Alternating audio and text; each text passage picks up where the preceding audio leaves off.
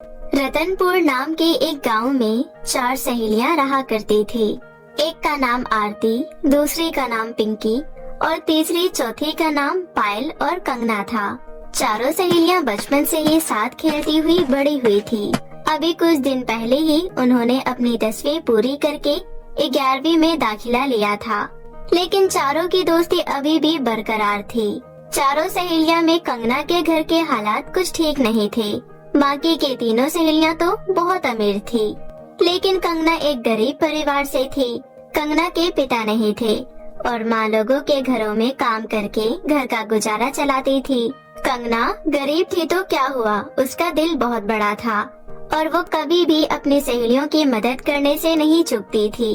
एक बार की बात है, स्कूल में सभी बच्चों को असाइनमेंट बनाने का काम मिलता है। 4 में से 3 सहेलियां तो अपना असाइनमेंट बना लेती है, परंतु आरती असाइनमेंट नहीं बना पाती है। अगले दिन जब चारों सहेलियां स्कूल जाती है, तब टीचर कहते हैं, सभी बच्चे अपना अपना असाइनमेंट अपने टेबल पर रखिए, मैं चेक करने आ रहा हूँ। सभी बच्चों ने अपना अपना असाइनमेंट टेबल पर रख लिया, परंतु आरती बहुत ही ज्यादा घबरा रही थी, क्योंकि उसने तो असाइनमेंट बनाया ही नहीं था। कंगना आरती से कहती है, क्या हुआ आरती, तुम घबरा क्यों रही हो? अपना असाइनमेंट निकालो। कंगना, कल मैं अपने पापा के साथ उनके बिजनेस पार्टी में चली गई थी, इसलिए मैं असाइनमेंट नहीं बना पाई। अब तो सर मेरी बहुत पिटाई करेंगे, मुझे बहुत डर लग रहा है। तुम डरो मत, तुम एक काम करो, मेरा असाइनमेंट रख लो और मेरा नाम काट कर अपना नाम लिख लो। सच में कंगना, लेकिन फिर सर तुम्हारी पिटाई कर देंगे। कोई बात नहीं, क्या मैं तुम्हारे लिए इतना भी नहीं कर सकती हूँ? तुम मेरी दोस्त हो। इतना कहकर कंगना अपना असाइनमेंट आरती को दे देती है। जब टीचर कंगना के पास आते हैं तो कहते हैं, कंगना, तुम्हारा असाइनमेंट कहाँ है? सर, मैंने अपना असाइनमेंट बना लिया था, लेकिन मैं लाना भूल गई। मैं कल पक्का ले आऊंगी सर। झूठ बोलने के लिए तुम्हारे पास कोई और बहाना नहीं था क्या कंगना? तुम्हारे चेहरे से साफ साफ लग रहा है कि तुमने असाइनमेंट बनाया ही नहीं है। अभी से भी समय है, पढ़ाई लिखाई पे ध्यान दो, वरना फेल हो जाओगी। अब सभी बच्चों के सामने 10 उठक बैठक लगाओ। टीचर के कहने पर कंगना सभी बच्चों के सामने 10 उठक बैठक लगाती है।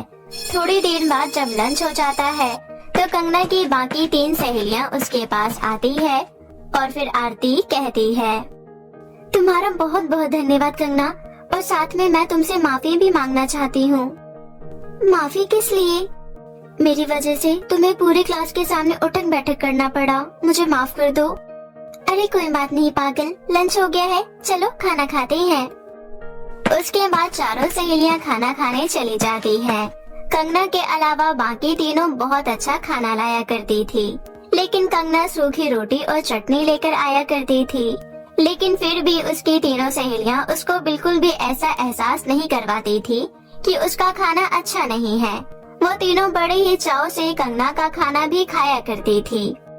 वैसे कंगना, तेरे घर की धनिया की चटनी तो बहुत ही कमाल की होती है, खाकर मजा ही आ जाता है। हाँ आरती, तुमने बिल्कुल सही कहा, मुझे भी कंगना के घर का खाना बहुत अच्छा लगता है। रहने भी दो अब तुम लोग, मुझे पता है तुम लोगों को सैंडविच और कटलेट के आगे मेरी सूखी रोटी और धनिया की चटनी थोड़ी ना अच्छी लगती होगी। तुम तो बस मेरा दिल रखने के लिए कहती हो। ऐसा कुछ भी नहीं है कंगना, अब तू ज्यादा मत बोल और चुपचाप से खाना खा, समझी? बड़ी आई। इसी तरह उन चारों में बहुत प्यार था। कुछ समय बीत जाता है और उनकी दोस्ती में कोई भी बदलाव नहीं आता है। एक बार की बात है, कंगना का बर्थडे आने वाला था। उसी विषय में कंगना की तीनों सहेलियां आपस में बात कर रही थी। गाइस, कंगना का बर्थडे आने वाला है और तुम्हें तो अच्छे से पता है उसके घर में उसका बर्थडे सेलिब्रेट नहीं करते। हाँ, तुम सही कह रही हो। तो फिर हमें क्या करना चाहिए? मैं बताती हूँ हमें क्या करना है। हम उसके लिए एक सरप्राइज पार्टी प्लान करते हैं और तीनों मिलकर उसे एक बहुत एक्सपेंसिव गिफ्ट देंगे। हाँ, ये आइडिया सबसे बेस्ट है। मुझे तुम्हारा आइडिया बहुत अच्छा लगा। लेकिन क्या? हम सब कोई जॉब तो नहीं करते, तो हम इतने सारे पैसे कहाँ से कलेक्ट करेंगे? अपनी पॉकेट मनी से। हमें हर हफ्ते पॉकेट मनी तो मिलती है ना। हम तीनों अपनी अपनी पॉकेट मनी सेव करेंगे और उसके बाद एक छोटी सी पार्टी प्लान करेंगे और उसके लिए एक एक्सपेंसिव सा लहंगा खरीदेंगे, क्योंकि उसके पास कोई लहंगा नहीं है और उसे लहंगा बहुत पसंद है। तीनों आपस में कंगना के बर्थडे की प्लानिंग कर लेती है।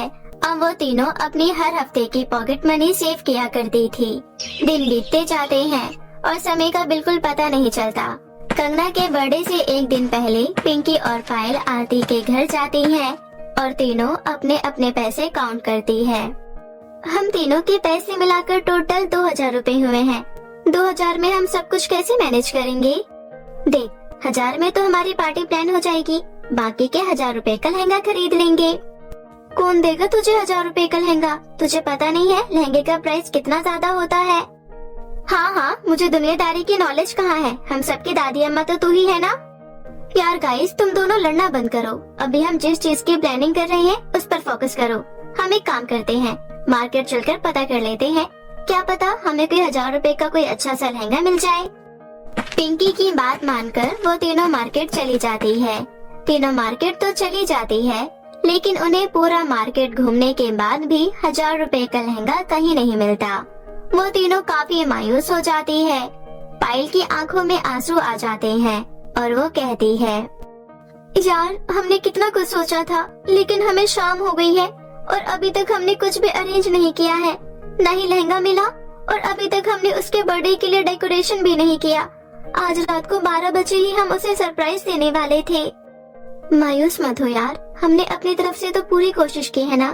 चल घर चलते हैं। इसके बाद तीनों अपना मुंह लटकाकर घर की ओर जाने लगती है। तभी उन्हें अचानक से सुनसान रास्ते पर एक दुकान दिखाई देती है, जिसके ऊपर बड़े बड़े अक्षरों में लिखा था कि यहाँ 1000 रुपए से कम दाम में ही लहंगे मिलते हैं। ओए, अचानक से यहाँ पर ये दुकान कहाँ से आई? हम मार्केट भी तो इसी रास्ते से गए थे, उस टाइम तो कोई दुकान नहीं थी। चल, अब तो अपना गोबर वाला दिमाग लगाना बंद कर। क्या पता हमने ना देखा हो इस दुकान को। चल अंदर चलकर देखते हैं। वो तीनों अंदर चली जाती है। वहाँ पर एक बहुत खूबसूरत लड़की लहंगा बेच रही थी। उन्हें उस दुकान में 1000 रुपए में ही एक बहुत खूबसूरत लहंगा मिल जाता है, जिसे पाकर वो तीनों बहुत ज्यादा खुश होती है और उस लहंगे को लेकर वो तीनों आरती के घर चली जाती है। आरती कहती है, गाइस हमें लहंगा तो मिल गया, अब हमें डेकोरेशन करना है। चलो लग जाओ अपने अपने काम पर। उसके बाद वो तीनों आरती के घर में ही बहुत अच्छा बर्थडे का डेकोरेशन करती है। डेकोरेशन करने के बाद वो तीनों कंगना के घर जाती है और पायल कंगना से कहती है, सुन कंगना, यार तुझे तो पता है हमारे एग्जाम आने वाले हैं और हम तीनों ही पढ़ने में बिल्कुल बेकार है। हम चारों में सबसे ज्यादा पढ़ने में तेज तू ही है। आज प्लीज हमारे साथ आरती के घर चलना। हमने सोचा है हम रात को बैठकर ग्रुप स्टडी करेंगे। अरे बस इतनी सी बात, रुको मैं मम्मी से पूछ कर आती हूँ। कंगना मम्मी से पूछ कर आती है और उसके बाद वो तीनों आरती के घर चले जाते हैं।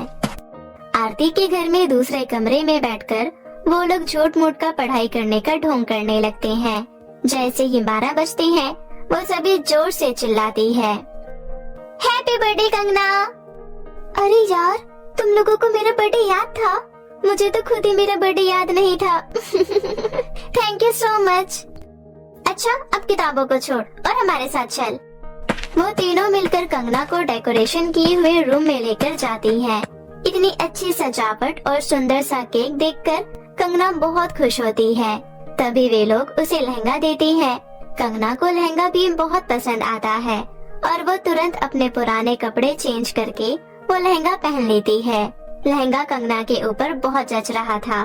उसके बाद वो अपनी सभी सहेलियों के साथ केक कट करती है और पूरी रात वो लोग बहुत डांस करते हैं और पार्टी करते हैं। सुबह कंगना अपनी सहेलियों से कहती है, तुम लोगों का बहुत बहुत धन्यवाद। मैं अपना ये बर्थडे जीवन में कभी नहीं भूल पाऊंगी। थैंक यू सो मच मेरे बर्थडे को यादगार बनाने के लिए। चल चल अब ओवर एक्टिंग मत कर। कंगना की ये बात सुनकर सभी हंसने लगते हैं। उसके बाद कंगना अपने घर जाती है और अपनी माँ को सारी बात बताती है। कंगना की माँ भी बहुत खुश होती है। कंगना ने लहंगा पहना हुआ था। वो लहंगा पहनकर जैसे ही खाना खाने के लिए बैठती है, उसका खाना बहुत स्वादिष्ट पकवानों में बदल जाता है। ये सब देख कंगना को कुछ भी समझ नहीं आता। अरे ये सब कैसे हुआ? जैसे ही मैंने इस खाने को छुआ, मुझे ये स्वादिष्ट पकवान मिल गया खाने के लिए। फिर कंगना वो स्वादिष्ट पकवान बहुत खुश होकर खा लेती है। अभी तक उसे इस बात का अंदाजा भी नहीं था कि उसका लहंगा जो उसकी सहेलियों ने उसे गिफ्ट किया है वो एक जादुई लहंगा है। इसी तरह कुछ दिन बीत जाते हैं। सब कुछ नॉर्मल चल रहा था। एक बार की बात है, एक रात बहुत तेज बारिश होने लगती है। कच्चा मकान होने के कारण कंगना का मकान बारिश में ढह जाता है और कंगना और उसकी माँ बेघर हो जाती है। कंगना आस पड़ोस के लोगों से बहुत मदद मांगती है। मदद करो काकी, देखो हमारा घर ढह गया है, अब हम कहाँ रहेंगे? तो हमसे क्या कह रही है, हम तेरी कोई मदद नहीं कर सकते। कंगना मायूस होकर वापस अपनी माँ के पास चली जाती है, जो टूटे हुए मकान के आगे खड़ी होकर रो रही थी। रो मत माँ, देखना भगवान हमारी मदद जरूर करेंगे। तभी अचानक से कंगना का जादुई लहंगा, जो कि मलबे के नीचे दबा हुआ था, एकदम से बहुत बड़ा आकार ले लेता है और एक लहंगे के घर के रूप में बदल जाता है। ये सब देख दोनों माँ बेटी बहुत हैरान हो जाती है। माँ, ये तो वही लहंगा है जो मेरी सहेलियों ने मुझे मेरे बर्थडे पर गिफ्ट किया था। अच्छा, इसका मतलब उस दिन जो अचानक से अच्छे अच्छे पकवान मेरे सामने आ गए थे वो इस लहंगे के जादू से हुआ था। मतलब ये लहंगा जादुई है। चलो माँ, अंदर चलकर देखते हैं। फिर दोनों माँ बेटी उस लहंगे के घर के अंदर जाती हैं। वो घर बहुत ही विशाल था और बहुत आलीशान भी था। वहाँ उनकी जरूरतों की सारी चीजें मौजूद थी। कंगना बहुत खुश होती है। अगले दिन स्कूल जाने के लिए उसकी तीनों सहेलियाँ उसको बुलाने आती है, लेकिन वहाँ पर उसका घर ना देखकर एक लहंगे का विशाल घर देख वे तीनों हैरान हो जाती है। आरती, क्या ये अपनी कंगना का घर है? हाँ, और तुझे ये लहंगा कुछ जाना पहचाना नहीं लग रहा? अबे ये तो वही लहंगा है जो हमने उसको बर्थडे पर गिफ्ट किया था। वे लोग इस तरह से बातें कर ही रही थी कि तभी कंगना घर से बाहर निकलती है और उन्हें सारी बात बताती है। सारी बात जानने के बाद वो चारों सहेलियां उस दुकान पर जाती है जहाँ से उन्होंने वो लहंगा खरीदा था। जब वो वहाँ पहुँचती है तो देखती है कि वहाँ तो कोई दुकान ही नहीं है। ये सब क्या हो रहा है? मुझे तो कुछ भी समझ नहीं आ रहा। तुझे कुछ समझ आएगा भी नहीं बुद्धू, क्योंकि तेरे दिमाग में गोबर जो भरा है। इस तरह चारों सहेलियां हंसने लगती हैं। उस दिन के बाद से जादुई लहंगे के घर की वजह से कंगना को भी किसी चीज की कोई कमी नहीं होती और अब वो अपनी सहेलियों की तरह अपना जीवन खुशी खुशी व्यतीत करने लगती है। बहुत समय पहले की बात है। आरोही अपने माता पिता के साथ खुशी खुशी दिल्ली शहर में रहा करती थी। गर्मियों की छुट्टी थी, इसलिए आरोही अपने माता पिता के साथ गांव घूमने अपने चाचा चाची के घर रामपुर जा रही थी। आरोही बहुत ज्यादा खुश थी और पूरे रास्ते अपने माता पिता से बातें कर रही थी। मम्मी पापा, कितने दिन बाद हम गांव घूमने जा रहे हैं। मैं तो वहाँ जाकर बहुत एंजॉय करूँगी। बाग जाऊंगी, वहाँ पर आम खाऊंगी, लीची खाऊंगी, सुबह सवेरे उठूंगी, चिड़ियों की आवाज सुनूंगी, अच्छा अच्छा मौसम देखूंगी। गांव में कितना ज्यादा मजा आता है। थोड़े से दिन कब बीत जाते हैं पता ही नहीं चलता। हाँ आरोही बेटा, तुम बिल्कुल ठीक कह रही हो। गांव में बहुत ज्यादा मजा आता है और तुम वहाँ जाकर बहुत एंजॉय करना। तुम खुश तो हम भी खुश। तुम्हारी खुशी के लिए ही तो गांव जा रहे हैं, वरना तुम तो जानती हो तुम्हारे पापा को बिल्कुल भी टाइम नहीं था।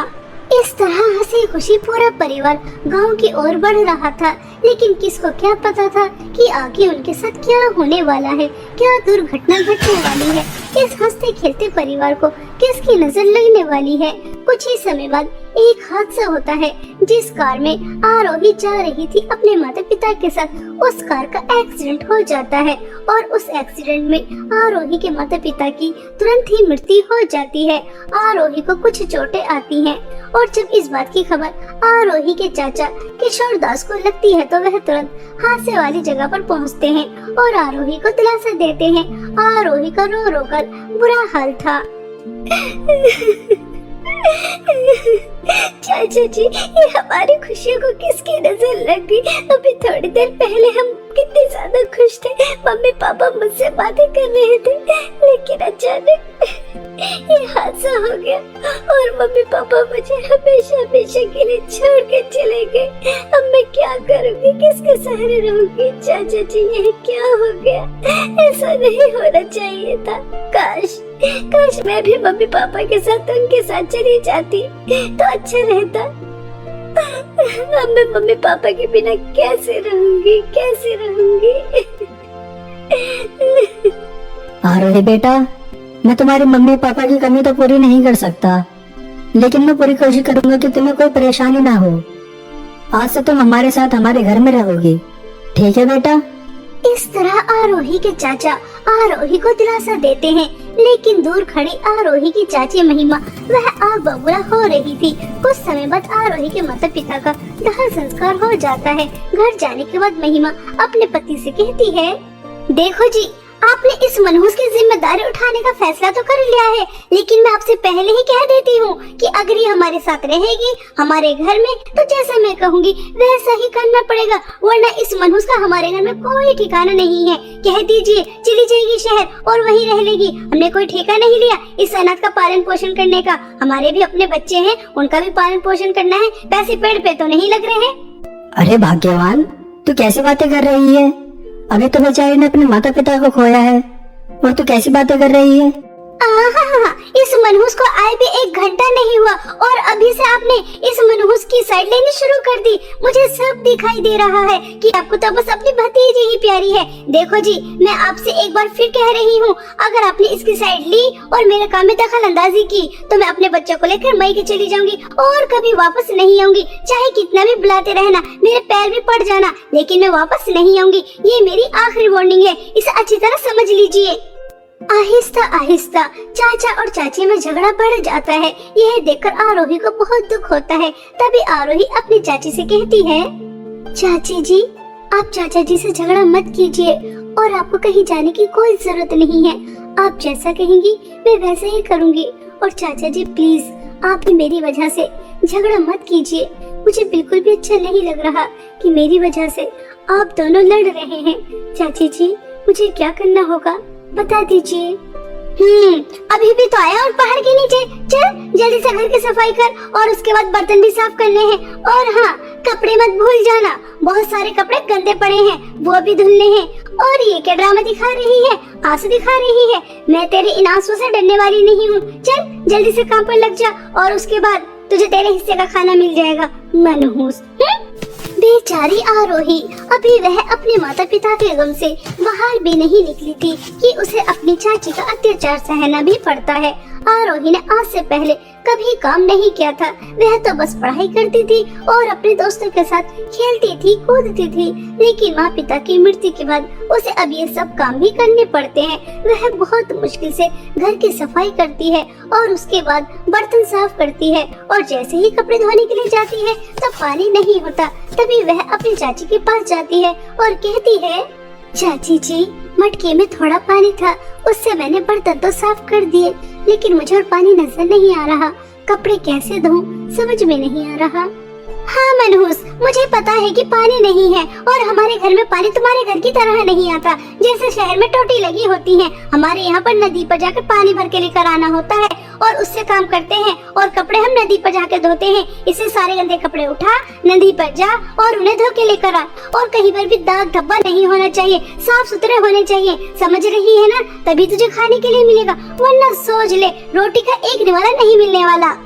आरोही रोते हुए सभी गंदे कपड़े उठाती है और नदी पर धोने चली जाती है और वहां जाकर बहुत मुश्किलों से उन कपड़ों को धोती है और रोती रहती है। और उसके बाद घर आ जाती है। महिमा अपने पति और अपने बच्चों के साथ खाना खा रही थी और दूर खड़ी आरोही देख रही थी। तभी महिमा का छोटा बेटा राहुल आरोही से कहता है, दीदी दीदी, आप दूर क्यों खड़ी हैं? सुबह से आप बस काम ही कर रही हैं, कुछ खाया भी नहीं है। आ जाइए, हमारे साथ बैठकर खाना खाइए। कोई जरूरत नहीं है इस मनहूस नौकरानी को हमारे पास बुलाने की। जब हम सब खाना खा लेंगे उसके बाद ही हमारे आगे का बचा कुचा खाएगी। यही इसकी औकात है, इससे ज्यादा नहीं। और तू ज्यादा दीदी का चमचा मत बन, आज के बाद मैं तुझे इससे बोलता हुआ ना देख लूं।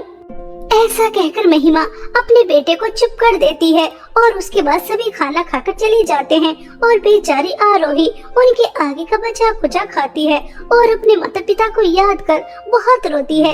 ऐसे ही रोज रोज आरोही के ऊपर अत्याचार हो रहे थे और हमेशा की तरह आज भी आरोही नदी के पास कपड़े धो रही थी कि तभी महिमा की एक ब्रांडेड साड़ी नदी में बहकर दूर चली जाती है, जिसे देखकर आरोही बहुत ज्यादा रोती है। अरे नहीं नहीं, यह क्या अनर्थ हो गया।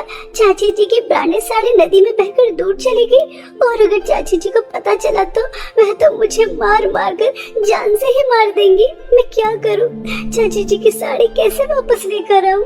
ऐसा सोचकर आरोही बहुत रो रही थी और वह दोपहर से शाम तक बैठी रहती है, क्योंकि उसे बहुत अच्छी तरह से पता था कि अगर वह घर जाएगी तो उसकी बहुत ज्यादा पिटाई होगी। लेकिन और वह कर भी क्या सकती थी, उसे घर भी जाना था।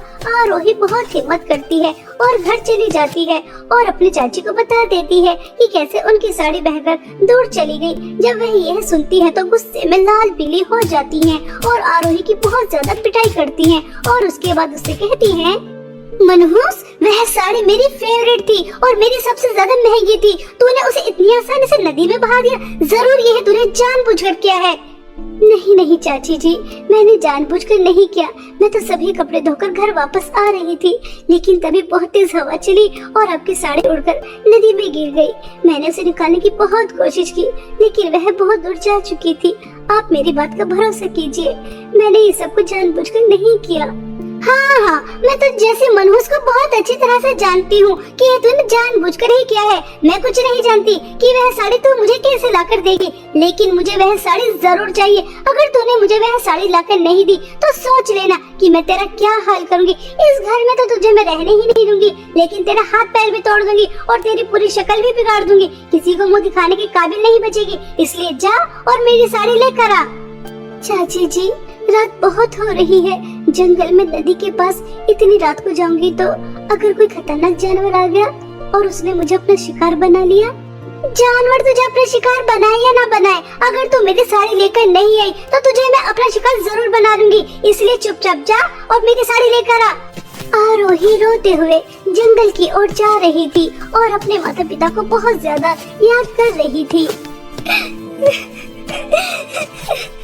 पिताजी, आप दोनों मुझे अकेले छोड़कर क्यों चले गए? काश उस कार एक्सीडेंट में मैं भी आप लोगों के साथ मर जाती तो कितना अच्छा रहता। कम से कम मुझे आज चाची का इतना अत्याचार तो सहना नहीं पड़ता। उन्होंने मुझे इतने रात को घर से बाहर निकाल दिया। अब मैं उनकी साड़ी कहाँ से लेकर आऊंगी?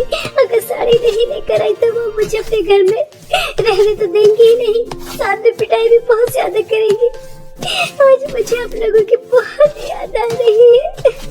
इस तरह आरोही रोते हुए नदी तक पहुंच जाती है, लेकिन वहां जाकर आरोही देखती है तो पूरा नजारा बदला हुआ ही होता है, क्योंकि आरोही देखती है कि उसके सामने दो नदी हैं। एक तरफ सोने के मटके बह रहे थे तो दूसरी तरफ चांदी के मटके बह रहे थे, जिसे देखकर आरोही कहती है, अरे यह मैं क्या अद्भुत नजारा देख रही हूँ। मेरे सामने सोने और चांदी के मटके की नदी, लेकिन दोपहर तक तो ऐसा कुछ भी नहीं था। दोपहर तो यहाँ पर सादा पानी बह रहा था, लेकिन अचानक ये सब क्या? आरोही ऐसा कह ही रही थी कि तभी जादू सोने के मटके की नदी से आवाज आती है, यह वह नदी नहीं है जिसके बारे में तुम बात कर रही हो। तुम रास्ता भटक गई हो और तुम यहाँ आ गई। चलो अच्छा ही है कि कोई इंसान यहाँ तो आया। मैं इस जादू सोने के मटके की नदी हूँ और इस सोने के मटके के अंदर एक चुड़ैल है जो बहुत ही ज्यादा खतरनाक है। वह कैद है और जैसे ही वह चुड़ैल आजाद हो जाएगी तो तुम्हें बहुत सारी धन दौलत देगी, इतनी सारी धन दौलत कि तुम्हारी जिंदगी में कभी किसी चीज की कोई कमी नहीं होगी। लेकिन वह चुड़ैल आजाद होकर तबाही भी मचा सकती है, लेकिन वह तुम्हें कुछ नहीं कहेगी। मैं कब से किसी इंसान का इंतजार कर रही थी, लेकिन कोई यहाँ पर आता ही नहीं था। चलो अच्छा है कि जाने अनजाने में तुम यहाँ आ गई। मैं जादू चांदी के मटके की नदी हूँ और जादू चांदी के मटके के अंदर एक बहुत सुंदर परी है जिसे एक चुड़ैल ने कैद किया है। अगर तुम उसे आजाद कर देती हो तो तुम्हें मिलेगा तो कुछ भी नहीं, लेकिन वह परी आजाद हो जाएगी। अब तुम्हारे हाथ में है कि तुम्हें धन दौलत चाहिए या तुम परी को आजाद करना चाहती हो। जादू सोना चांदी के मटके की नदी, मैं धन दौलत का लालच नहीं करूंगी। धन दौलत के लालच में आकर एक खतरनाक चुड़ैल को आजाद नहीं करूंगी, बल्कि मैं एक अच्छी परी को आजाद करूंगी। चाहे इसके बदले मुझे कुछ भी ना मिले, मैं बुरा काम कभी नहीं करूंगी। इसलिए मैं जादू चांदी के मटके की परी को आजाद करना चाहती हूँ। ऐसा कहकर आरोही जादू चांदी के मटके को उठाती है और जादू चांदी के मटके की परी को आजाद कर देती है। जैसे ही परी आजाद होती है तो वह उससे खुश होकर उसे बहुत सारी धन दौलत देती है। बहुत सारे हीरे, सोना, पैसा, इतने सारे धन दौलत पाकर आरोही बहुत ज्यादा खुश होती है और परी को धन्यवाद कहकर अपनी चाची के घर आ जाती है। इतनी सारी धन दौलत देकर चाची की आंखें चमक जाती हैं और महिमा आरोही को जोर से थप्पड़ मारकर कहती है, इतना सारा सोना, हीरे, पैसे तुझे कहाँ से मिले? मुझे सच सच बताना। अगर तूने मुझसे झूठ बोलने की कोशिश भी की तो मैं तुझे नहीं छोड़ूंगी। जल्दी बता कि तुझे इतनी सारी धन दौलत कहाँ से मिली, कहाँ से लेकर आई? क्या कहीं तूने चोरी की है? आरोही अपनी चाची को सब सच बता देती है कि उसे जादू सोने चांदी के मटके की नदी मिली, जहाँ से उसे इतनी सारी धन दौलत मिली है। यह सुनकर महिमा लालच में आ जाती है और वह मन ही मन में सोचती है, ये मनहूस तो हमेशा बेवकूफ की बेवकूफी रहेगी। जब जादू सोने के मटके की नदी कह रही थी कि चुड़ैल को आजाद करने की वजह से इसे इतनी सारी धन दौलत मिलेगी कि पूरी दुनिया में इससे अमीर कोई और नहीं होगा, तो ये क्या बेवकूफ थी जो इसने जादू चांदी के मटके को चुना और उसकी परी को आजाद किया? मैं तो जादू सोने के मटके को चुनती, बेवकूफ। ऐसा सोचकर महिमा भी जादू सोने और चांदी के मटके की नदी के पास पहुंच जाती है और वहां जाकर तुरंत जादू सोने का मटका उठा लेती है और उसे खोल देती है। और जैसे ही वह उसे खोलती है तो उसके अंदर से बहुत ही ज्यादा खतरनाक चुड़ैल निकलती है और वह चुड़ैल तुरंत ही महिमा को खा लेती है और दोबारा से जादू सोने के मटके के अंदर चली जाती है। इस तरह आरोही की चाची को उसके लालच और बुरे कर्मों की सजा मिल जाती है। और वहीं दूसरी तरफ आरोही अपने अच्छे स्वभाव की वजह से इतनी सारी धन दौलत के साथ एक हंसी खुशी जीवन बिताती है।